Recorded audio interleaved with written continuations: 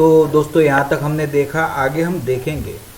देखिए, electric field in terms of coordinates is given by E at position vector r is equal to 1 upon 4 pi epsilon naught q upon x square plus y square plus z square raised to 3 by 2 into x I cap plus y j cap plus z k cap।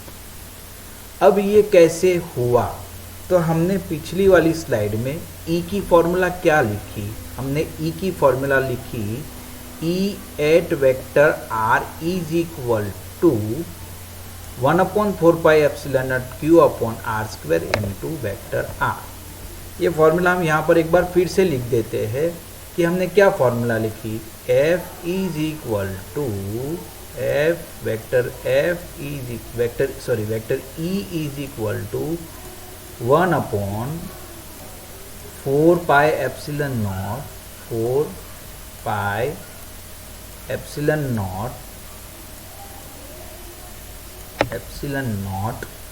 1 upon 4 pi epsilon naught q upon r cube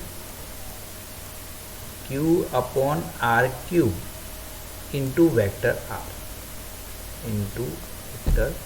r। अब आपने 11th standard में vector के बारे में पढ़ा था, उसको थोड़ा याद कर लेते हैं। मान लो वेक्टर r जो है, मान लो कि वेक्टर r की वैल्यू जो है वो है x I cap plus y j cap plus z k cap, right. अब डिनोमिनेटर में क्या लिखा है? आर क्यूब मतलब मैग्नीट्यूड ऑफ आर का क्यूब। तो आप मुझे बताओ मैग्नीट्यूड ऑफ आर क्या होता है? ये वेक्टर में हमने पढ़ा था मैग्नीट्यूड ऑफ आर क्या होगा। मैग्नीट्यूड ऑफ आर क्या होगा? वो होगा आपका x square plus y square plus z square का स्क्वायर रूट, जेड स्क्वायर का स्क्वायर रूट। और स्क्वायर रूट के लिए हम लोग क्या लिखेंगे? स्क्वायर रूट के लिए हम लिखेंगे 1/2। इस r को हम स्मॉल r की तरीके से लिख सकते हैं, small r is equal to, तो इसी का क्यूब मतलब क्या? 3/2। इसी का क्यूब, इसी r का क्यूब मतलब 3/2। अब मेरे ख्याल से आपको ये फार्मूला कैसे लिखी है वो समझ में आ गया होगा। This formula is in the vector form. इसमें वेक्टर r की जगह पर हमने क्या लिख दिया? हमने लिख दिया x I cap plus y j cap plus z k cap. और फिर हमने नीचे r क्यूब की जगह पर क्या लिख दिया? मैग्नीट्यूड ऑफ r और उसका क्यूब। और मैग्नीट्यूड ऑफ r हमने देख लिया, मैग्नीट्यूड ऑफ r क्या हुआ था? मैग्नीट्यूड ऑफ r हुआ था x square plus y square plus z square raise to 1/2। तो ये आपको वेक्टर फॉर्मूला समझ में आ गई होगी। अभी हम पढ़ेंगे सुपरपोजिशन प्रिंसिपल। सुपरपोजिशन प्रिंसिपल क्या बताता है? The electrostatic force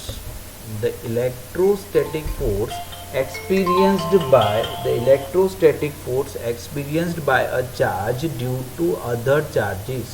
electrostatic force experienced by a charge due to other charges. Other बहुत सारे दूसरे अलग अलग चार्जेस की वजह से जो इलेक्ट्रोस्टैटिक फोर्स लगता है वो is the vector sum of electrostatic force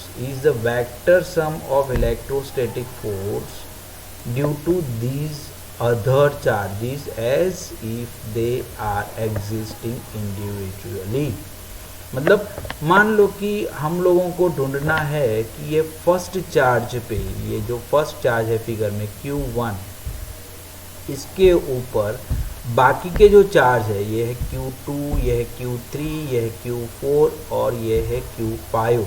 तो उनकी वजह से कितना चार्ज, कितना फोर्स लगता है वो हमें टोटल फोर्स निकालना है। तो हमें क्या करना पड़ेगा? तो हमें उसका वेक्टर सम करना पड़ेगा। सबसे पहले Q1 के ऊपर Q2 की वजह से कितना फोर्स लगेगा। अब Q1 क्या है? वो पॉजिटिवली चार्ज, यहाँ दिख रहा है, it is positively charge. Q2 भी कैसा है? It is positively charge. तो कौन सा फोर्स लगेगा? तो लाइन ज्वाइनिंग ऑफ देम पे रिपल्सिव फोर्स लगेगा, जो यहाँ पर हम रिप्रेजेंट कर रहे हैं। वो फोर्स कितना है? F12। मान लो हमारे पास दूसरा चार्ज है -Q3, यहाँ पर नेगेटिव चार्ज है और Q1 तो पॉजिटिव है ही, तो फोर्स कैसा लगेगा, एट्रैक्टिव फोर्स लगेगा। तो ये F13 फोर्स लग रहा है due two of charge Q3। फिर Q4 कैसा चार्ज है, वो पॉजिटिवली चार्ज है, तो Q4 की वजह से रिपल्सिव फोर्स लग रहा है F14। आगे हम देखते हैं Q5 कैसा है, नेगेटिव है। अगर नेगेटिव Q5 है तो फिर क्या फोर्स लग रहा है, it is again attractive force F15। इस तरीके के कुल कितने फोर्स लग गए, 1 2 3 और 4 फोर्सेस लग गए। इन चार फोर्सेस का वेक्टर सम हमें टोटल फोर्स देता है और उसी को कहते हैं superposition principle. That is F8 vector A is equal to 1/4 pi epsilon, ये R है वो पॉइंट A की पोजीशन वेक्टर है, is equal to 1/4 pi epsilon not sigma B is equal to 1 to n, जबकि B की value A नहीं होनी चाहिए क्योंकि उसके ऊपर तो हमें फोर्स निकालना ही है। QA into QB into RA minus RB upon RA minus RB का क्यूब। तो RA क्या है, RA is the position vector of this point A और RB क्या है, it is variable position vector. B की वैल्यू 1 से लेके n तक जाएगी, जब B की वैल्यू 1 होगी तो फर्स्ट का पोजीशन वेक्टर, 2 होगी तो सेकंड का पोजीशन वेक्टर, 3 होगी तो थर्ड का पोजीशन वेक्टर। A नहीं होना चाहिए, बाकी सबके पोजीशन वेक्टर यहाँ सबट्रैक्ट करने और डिनोमिनेटर में हम उसके मैग्नीट्यूड का क्यूब लेते हैं। In the present example A is equal to 1, यहाँ हमारे एग्जाम्पल में हम फर्स्ट चार्ज पे निकाल रहे हैं, तो A इज इक्वल टू 1 और B की वैल्यू क्या हो गई 2 से लेके 5 तक। If the force is to be found on second charge, अगर सेकेंड चार्ज पे कितना फोर्स लग रहा है वो निकालना है, तो हमारा A की वैल्यू 2 हो जाती, B की वैल्यू हो जाती 1 एंड 3 to 5। तो आप समझ चुके होंगे इस फॉर्मूला को कैसे यूज़ करना है, ठीक है। ये और इसके जैसे और भी वीडियो आते हैं आगे जाए। देखो यहाँ वेक्टर सम बताया गया है, यहाँ पर वेक्टर सम बताया गया है। पहले ये है आपका initial point of vector of charge Q1, इसके ऊपर पहले हमने F12 डाल दिया, F12 इसी डायरेक्शन में आप देख रहे हो। फिर हमने क्या डाल दिया, F13 डाल दिया, आप देख पा रहे हैं F13 इसी डायरेक्शन में है। फिर हमने क्या इसका जो एरो है वहाँ पर क्या tell of the vector F14 लिख दिया, ठीक है। वेक्टर ऑफ F14 ये रहा। फिर वेक्टर ऑफ F14 के एरो के पास वेक्टर ऑफ F15 का टेल लिख दिया और उसको डायरेक्शन में डाल दिया। और येलो कलर से ये जो दिखाई दे रहा है ये वाला वेक्टर, ये है रिजल्टेंट वेक्टर और इसी को बोलते हैं सुपरपोजिशन प्रिंसिपल। आई होप कि सुपरपोजिशन प्रिंसिपल आपको सही ढंग से समझ में आ गया।